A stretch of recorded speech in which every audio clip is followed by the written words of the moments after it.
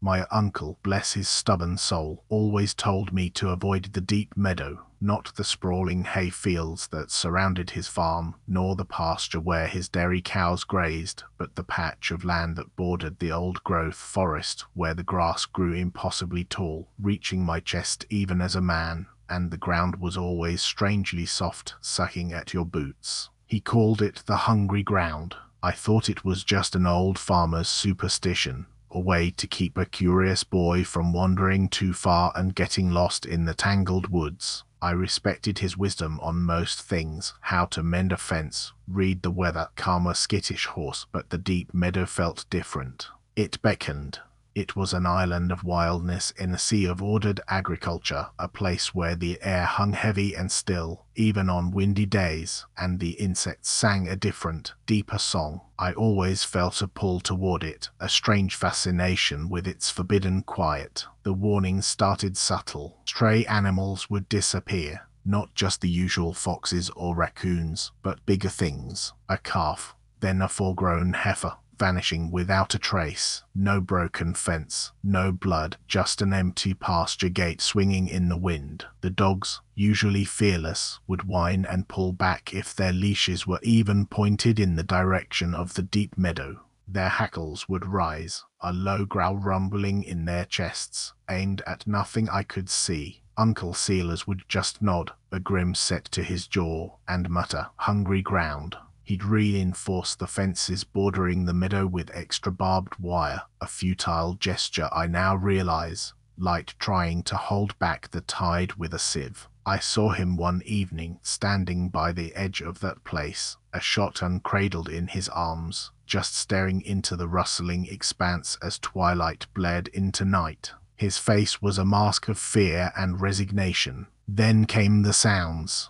At first, I dismissed them as coyotes, or the wind playing tricks through the ancient oaks. A low, guttural moan that seemed to shift in pitch, sometimes like a distant bull, other times like something much larger dragging itself through wet earth. It wasn't regular but sporadic, always late at night, when the moon was just a sliver or hidden completely behind thick clouds. The sound carried across the fields, through the open windows of my bedroom, a mournful, hungry sound that vibrated in my teeth.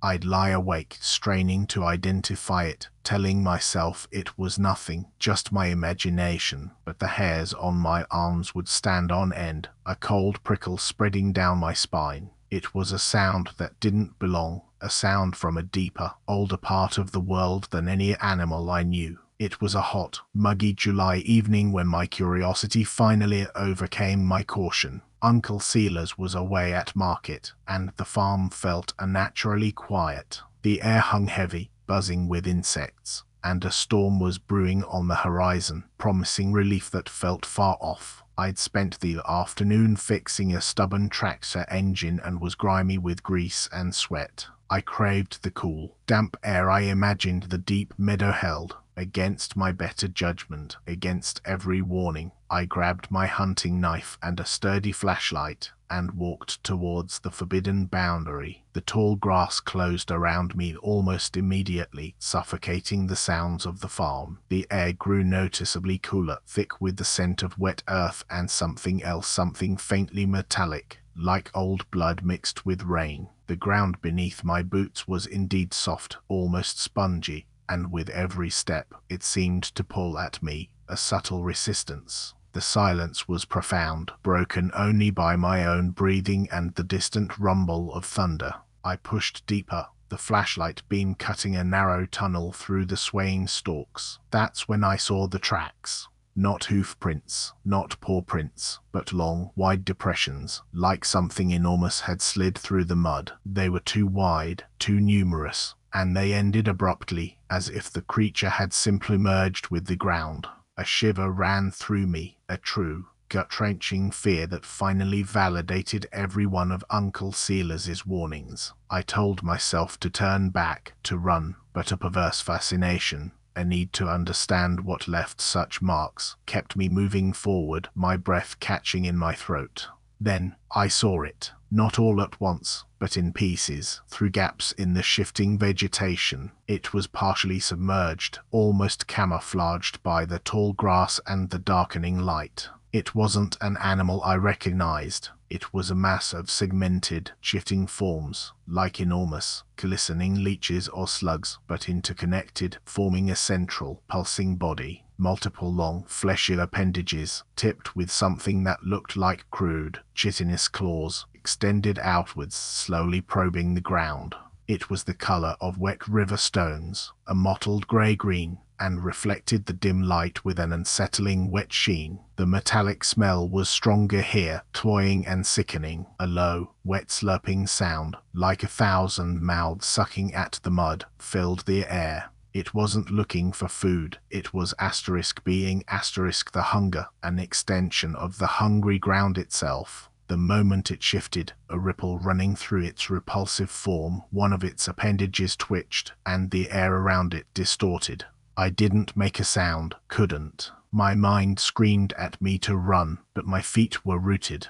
It wasn't moving towards me yet, but it felt aware of my presence, of the small, warm thing standing just beyond its reach. The slurping intensified, a sound of pure, unadulterated consumption. My flashlight beam wavered, my hand trembling violently. I could feel the thrumming of its existence through the soles of my boots, a low vibration that resonated in my chest. It was patiently sifting through the earth, a silent, ancient harvester, and I was just another stray seed that had wandered too close to its field. Finally, the primal urge to survive overcame the paralysis. I stumbled backward, tripping over my own feet, the flashlight clattering to the ground and extinguishing, plunging me into absolute darkness. The slurping sound immediately shifted, becoming faster, closer, accompanied by a heavy, wet dragging. I scrambled to my feet, my lungs burning, and ran. I ran blindly, crashing through the tall grass, not daring to look back, the metallic scent and the horrifying wet sound chasing my every step.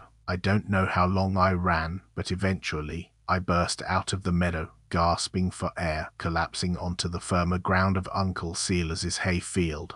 He found me there an hour later, huddled and shaking. I tried to tell him, but the words wouldn't come, only incoherent whimpers. He just looked at me, his eyes filled with sorrow and a terrible understanding. The next morning he was gone. His truck was still parked, the house unlocked, his wallet on the counter. Only his heavy work boots, caked in mud, sat by the back door, but the deep meadow seemed fuller, the grass taller, greener, almost vibrating with a grotesque vitality. I knew then that some hungers can never be truly sated, only momentarily appeased, and I was the fool who had pointed it to its next meal. Thank you for listening. If this story found you in the dark, subscribe and turn on notifications. A new tale waits every night.